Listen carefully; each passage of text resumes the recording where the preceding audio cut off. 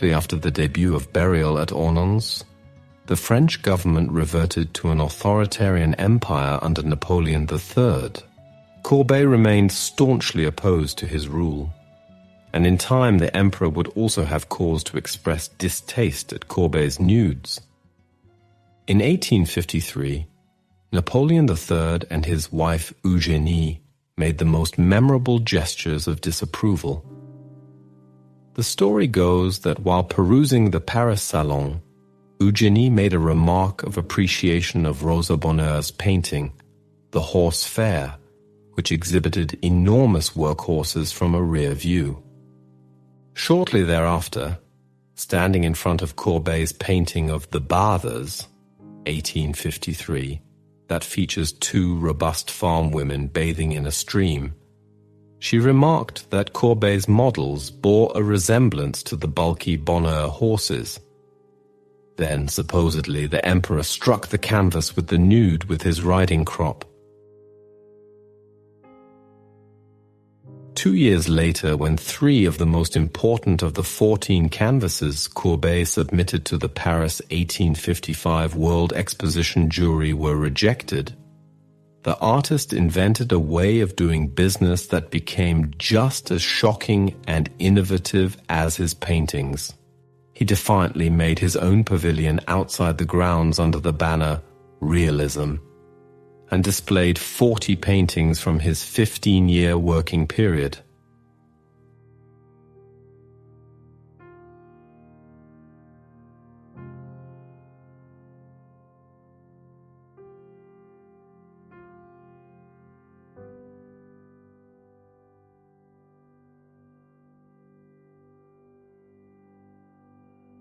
Gustave Courbet's Young Ladies of the Village, Les Demoiselles de Village, painted in 1852 and now housed in the Metropolitan Museum of Art in New York, represents one of the artist's most incisive explorations of class relations, gender dynamics, and the role of realism in mid-19th century French painting. Signed G. Courbet at the bottom left, the canvas demonstrates the artist's ambition to confront not only aesthetic conventions but also the social realities of his time. The painting depicts 3 well-dressed young women, traditionally identified as Courbet's sisters, distributing alms to a barefoot peasant girl who stands before them with a small dog. The setting is the rural landscape of Ornans, Courbet's birthplace, rendered with an attention to natural detail and spatial depth that situates the figures firmly within the topography of the Franche-Comté region. The composition is strikingly frontal, with the women aligned across the foreground, their elegant garments contrasting with the modest attire of the child, thereby foregrounding the encounter as an emblem of social disparity. At the level of subject matter, the work challenges the conventions of both genre and history painting. Rather than elevating the act of charity into allegory or religious symbolism, Courbet presents it with disarming plainness. The gestures of the young women are courteous, yet restrained, their body language suggesting both benevolence and distance. The peasant child, meanwhile, appears hesitant, caught between gratitude and unease. The interaction, therefore, is not dramatized as a harmonious exchange, but is instead depicted as an ambiguous social negotiation, charged with latent tensions between classes. The painting provoked immediate controversy at the Salon of 1852. Critics found fault with its composition, the disproportion of its figures, and the bluntness of its realism. Some accused Courbet of failing to idealize his subjects, while others were unsettled by the overt juxtaposition of bourgeois refinement and rural poverty. Unlike earlier depictions of charity, which often romanticized the moral virtue of the wealthy or the humility of the poor, Courbet's canvas refuses such idealization. It lays bare the imbalance of power embedded in the act of giving, transforming what might have been a sentimental scene into a critical commentary on social hierarchy. Philosophically, the painting resonates with Courbet's realist agenda, the insistence that art must reflect the world as it is, rather than as tradition dictates it should appear. In this sense, Young Ladies of the Village embodies a democratic vision of art, one that destabilizes the academic hierarchy of subjects. By portraying his own sisters in a provincial setting, interacting with a local peasant child, Courbet anchors the painting in lived experience while simultaneously interrogating the social relations that structure daily life. At a broader cultural level, the painting also reflects the tensions of post-revolutionary France, a society grappling with industrialization, class conflict, and shifting political orders. The canvas can be read as a microcosm of these larger transformations. The bourgeois figures, representatives of education and relative privilege, encounter the persistent realities of rural poverty. Courbet offers no resolution, no allegorical elevation, but instead forces the viewer to confront the uneasy coexistence of these social worlds. Today, Young Ladies of the Village stands as a seminal example of Courbet's realism, uncompromising in its depiction of the ordinary, provocative in its social implications, and groundbreaking in its refusal to separate aesthetic practice from social critique. Through its ambiguous portrayal of charity, the painting destabilizes conventional notions of generosity and virtue, compelling the viewer to recognize both the material disparities and the human complexities that defined 19th century rural France. In doing so, Courbet once again demonstrates that his realism was not merely a matter of style, but a philosophical stance rooted in truth, critique, and the democratization of art.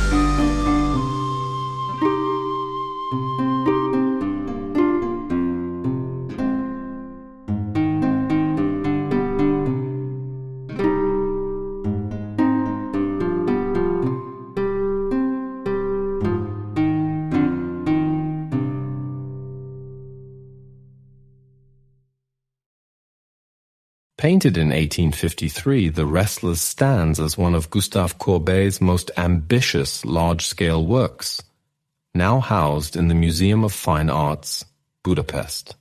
The canvas depicts two men locked in a moment of French wrestling, a sport derived from the Greco-Roman tradition, staged in the former Hippodrome on the Champs-Élysées in Paris. With its monumental scale and raw physicality, the painting confronts viewers with the power of the human body, stripped of ornament and narrative, and presented as an unvarnished reality. When Courbet submitted The Wrestlers to the Paris Salon of 1853, it was paired with his controversial The Bathers.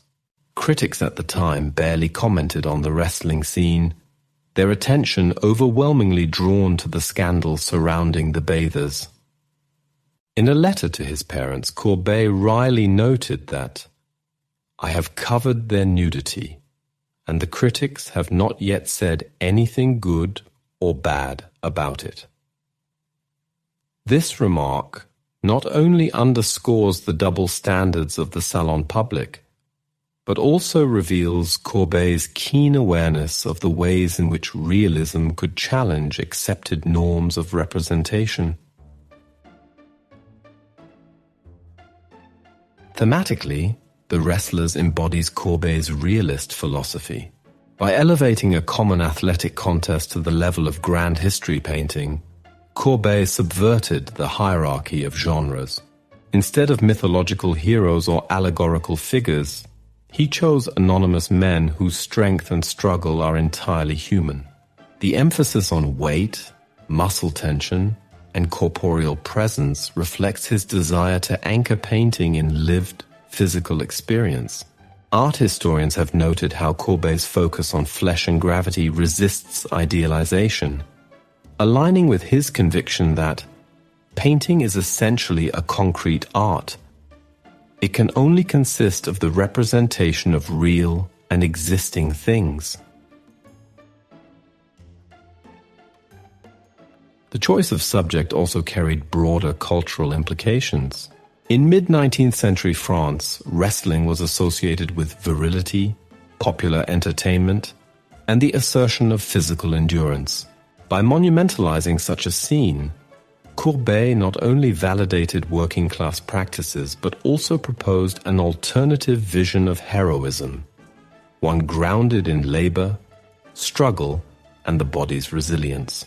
Some scholars have even read the painting as a subtle allegory of democratic strength, where ordinary men replace aristocratic or mythic ideals as the true protagonists of modern life.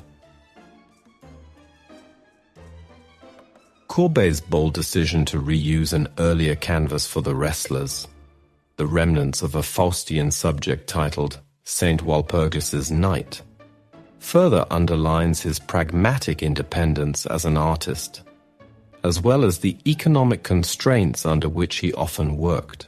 Later, the painting entered the collection of Alfred Bruyas's Circle, passed into Hungarian hands through Ferenc Hatvany, and today stands as one of the masterpieces of Courbet's realist corpus. Seen in retrospect, The Wrestlers was more than a depiction of sport. It was a manifesto in paint, asserting the dignity of the physical and the real, while challenging the French Academy's preference for idealized myth. In its muscular confrontation, we find not only two men in struggle, but also the symbolic wrestling of realism itself against the entrenched traditions of 19th century art.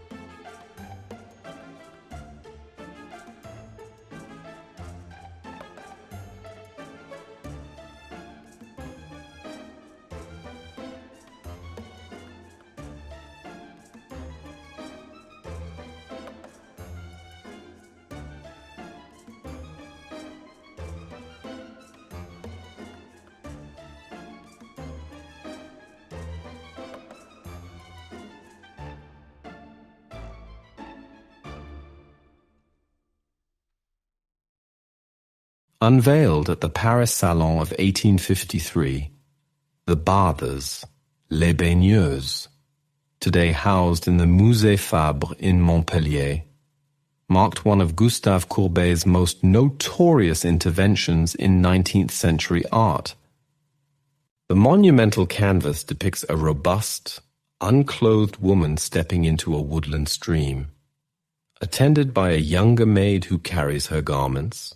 In its scale, subject, and raw directness, the painting openly challenged the conventions of academic art, sparking one of Courbet's greatest scandals. Traditionally, bathing scenes had been the domain of mythological allegory. Painters from Titian to Ingres had cloaked the female nude in the aura of Venus or Diana, ennobling the subject by attaching it to classical ideals. Courbet, however, refused such disguises. His bather is not a goddess, but an ordinary woman, rendered with a striking solidity and physicality. Her flesh is heavy, her posture awkward, her body firmly situated in a real landscape rather than a mythic realm. By granting such a figure the scale of history painting, Courbet broke with centuries of aesthetic hierarchy, asserting that the lives and bodies of ordinary people were worthy of monumental art. The critical reaction was explosive. For many salon viewers, Courbet's refusal to idealize the nude was an affront to decorum and taste. The bathers was derided as vulgar, even grotesque. One critic complained of the immense peasant woman with dirty feet, revealing how the painting unsettled bourgeois sensibilities by collapsing the divide between the body of the laboring classes and the high art tradition of the nude. At the same time, however, the controversy amplified Courbet's reputation as the audacious leader of the realist movement, a painter who rejected myth, allegory, and romantic illusion in favor of the tangible and the everyday. Beyond its provocation, the painting also carried broader philosophical implications. By presenting the female body without the veil of mythology, Courbet questioned the structures of desire and representation in 19th century society. Instead of an eroticized, unattainable Venus, we encounter a body that is grounded, mortal, and unidealized. The landscape, painted with earthy tones and thick brushwork, echoes this commitment to reality rather than fantasy.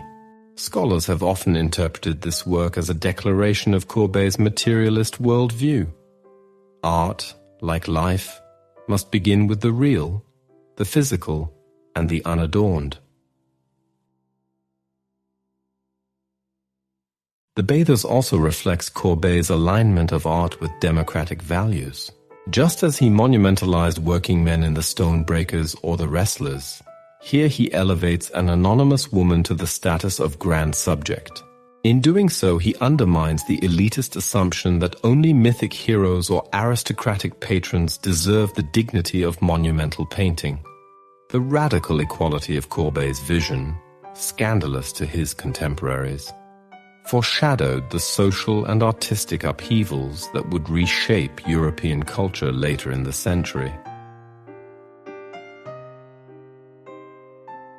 Today, the Bathers is recognized as a milestone in the history of modern art. What once appeared offensive in its bluntness is now understood as a bold refusal to compromise with convention.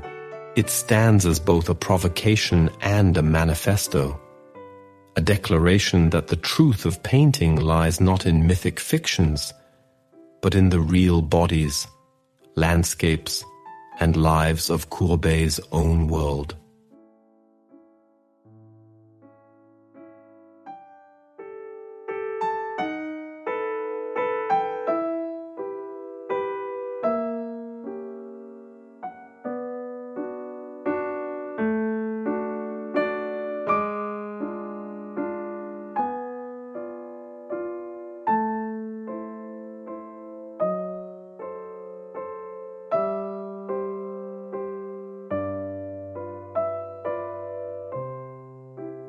Painted in 1854 and now housed in the Musée Fabre in Montpellier, Gustave Courbet's The Meeting, popularly known as Bonjour, Monsieur Courbet, stands as one of the artist's most emblematic works.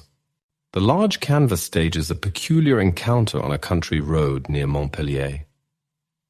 Courbet, paintbox and parasol strapped to his back, confronts his patron Alfred Bruyas, accompanied by his servant Calas and his dog.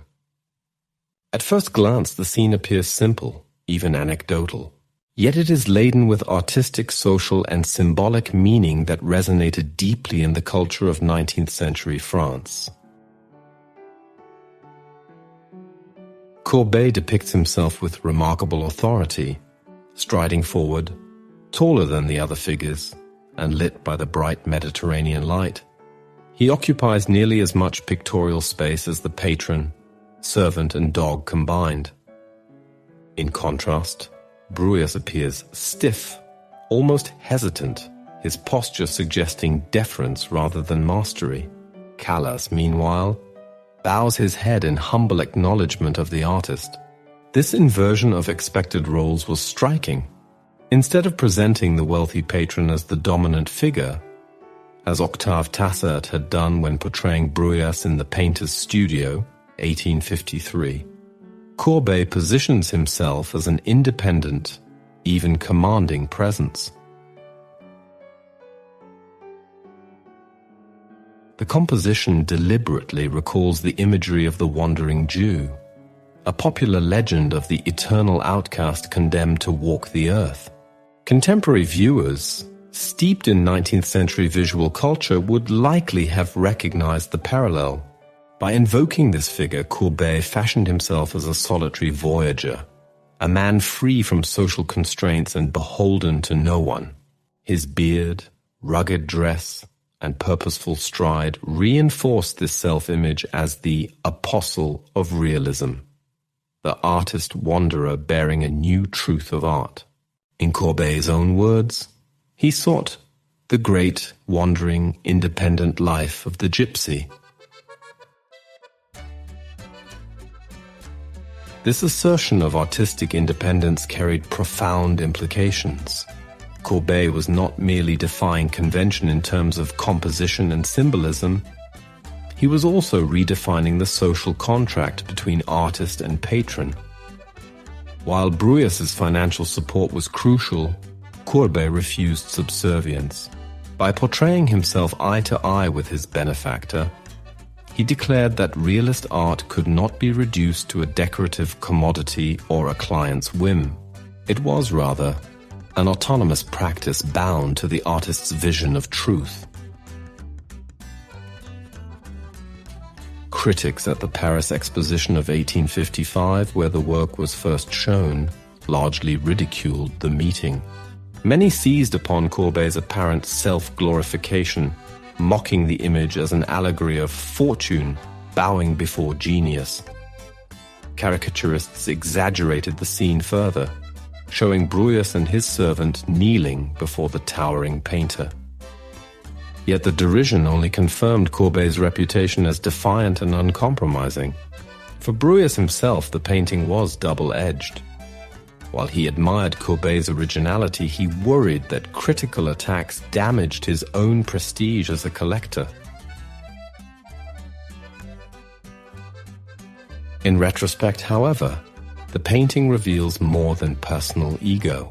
The meeting articulates Courbet's vision of the artist as a figure of social independence, negotiating but never submitting to the structures of wealth and power.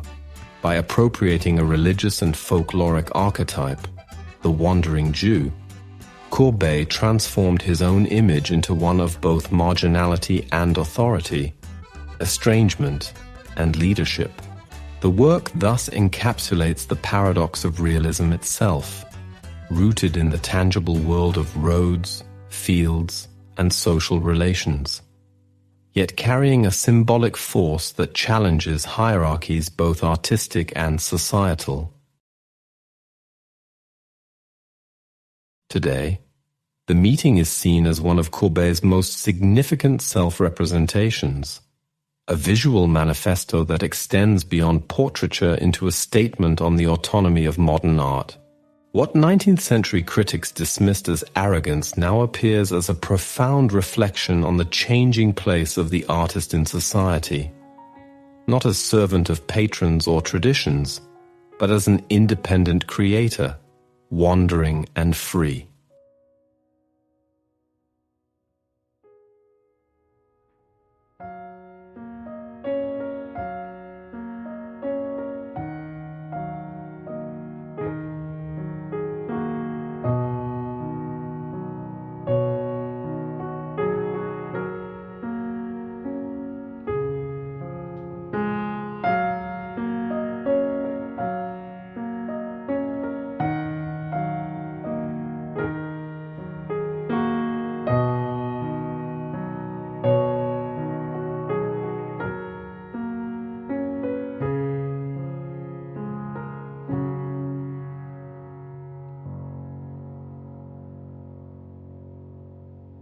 Painted between 1844 and 1854, The Wounded Man is among the most personal and enigmatic works of Gustave Courbet.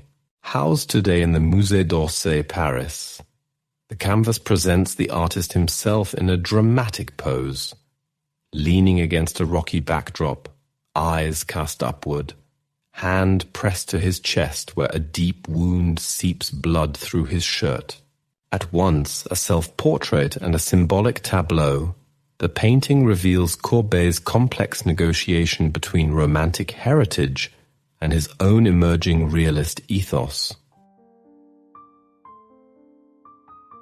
The canvas underwent a significant transformation during its decade-long evolution. Originally, the composition included a female figure tenderly resting on Courbet's shoulder. By 1854, however, he had painted her out, replacing her with a sword and a vivid bloodstain. This radical alteration shifted the painting's meaning from an intimate scene of companionship to an image of solitary suffering, aligning Courbet with the archetype of the wounded hero. Scholars have linked this change to the dissolution of his 14-year relationship with Virginie Binet, with whom he had a son. The excision of the woman may thus represent both personal rupture and Courbet's broader rejection of sentimental dependency. In stylistic terms, The Wounded Man still bears the imprint of Romanticism. The dramatic chiaroscuro, the upward gaze, and the theatricalized gesture recall the heroic self-portraits of Delacroix and Géricault. Yet Courbet's realism intrudes powerfully. The textures of fabric, the weight of the body, and the raw, unidealized depiction of blood insist upon the tangible over the allegorical. This uneasy negotiation reflects Courbet's position in the early 1850s, not yet the fully radical realist of the Stone Breakers or the painter's studio, but already distancing himself from mythological and sentimental convention. On a deeper level, the painting can be read as a philosophical self-meditation. By removing the consoling presence of the woman, Courbet stages himself as both victim and survivor, embodying the romantic ideal of the artist as martyr while simultaneously undermining it with unflinching realism. The sword and blood suggest violence, yet no clear narrative is provided. Is he a soldier, a lover betrayed, or simply an allegorical everyman? Courbet refuses resolution, offering instead an image of existential solitude. The Wounded Man thus anticipates the themes that would dominate Courbet's mature career: the assertion of artistic independence, the intertwining of personal experience with universal symbolism, and the confrontation of art with the raw realities of life. What might initially appear as a romantic self-dramatization becomes, in Courbet's hands, a transitional manifesto, a visual declaration that suffering, disillusionment, and the body itself are legitimate subjects of modern painting. Today, the work stands not only as a moving self-portrait, but also as a record of Courbet's passage from romantic inheritance to realist innovation. It is less the image of a wounded hero than that of an artist redefining heroism itself. No longer clothed in allegory, but bared in the uncompromising truth of lived experience.